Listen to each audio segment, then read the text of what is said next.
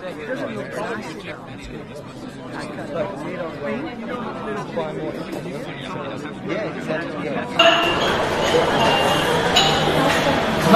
dumadami na po yung customers. Fully booked na yung dining area. Eh di mag-try sila. Hindi ko kaya lahat ng orders. Ano ba yan? Alam naman, ganun kadali ang tao ko.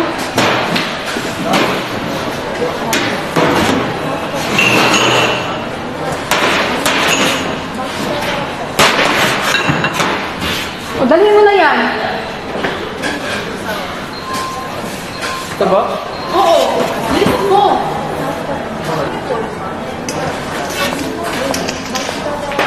Relax lang, kaya natin to. Magtulungan tayo at ayusin mo lang yung mga orders at babalik ka kita mamaya. Sige, ma'am.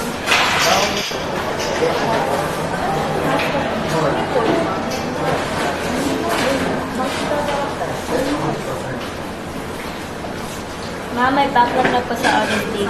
Okay, check natin, ma'am. Ito, tsaka ito, ayusin mo mga orders. Ito na bahala mo. And always remember that we should treat our customers. Kanina pa kami nag-aantay dito. Waiter, ba't walang tubig yung ano namin? Yung glass namin, kanina pa manghihintay dito.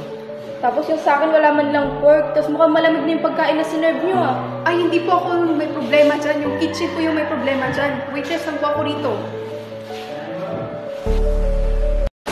Hindi po, sure po ako sa mga nalabas kong order. Waiter po dyan nagkamali. Bilang po dito yung nalabas kong order.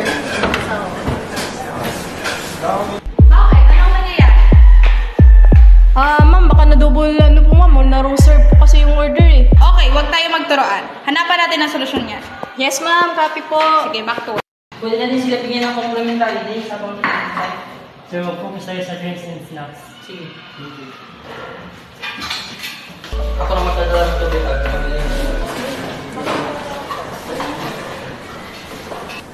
Hindi pwede ang ganyang ugali, waiter. Ang operations management ay about teamwork and honesty. Kung magkamali ka, ayusin natin ito. Okay lang, basta hindi na namin kato dito yung pag-serve nyo. Basta maayos lang pag-serve ninyo sa amin, okay lang, fine lang sa amin. Yun na namin. Salamat sa effort, waiter. Ito ang maliit na tip. Thank you, ma'am. Malaking tulong po. Waiter, bawal yan. Hindi tayo pwedeng tumanggap ng tip. Pero ma'am, binigay na nila. Hindi pwede kasi ang serbisyo natin ay bahagi ng ating trabaho. So hindi natin pwede tanggapin ang tip ng ating customer. Ibalik mo ang pera. Bakit tinapon mo yung pera? Galit ka ba? Sorry po, ma'am. Mali ako. Dapat hindi ko talaga tinanggap yung pera. Pasensya na po sa inyo. Okay. Ma'am, sir, pasensya po sa lahat ng nangyari sa mga staff ko. And meron kami inihanda sa inyo complimentary drinks and desserts. Thank you so much din ha, and also sorry din sa mga naging complaint namin, pero kahit na gano'n, naramdaman pa rin namin yung effort nyo at yung gustong-gusto nyo talaga iparamdam sa amin na welcome kami at binigay nyo yung mga needs and wants namin. Thank you po. Pasensya po. Sa restaurant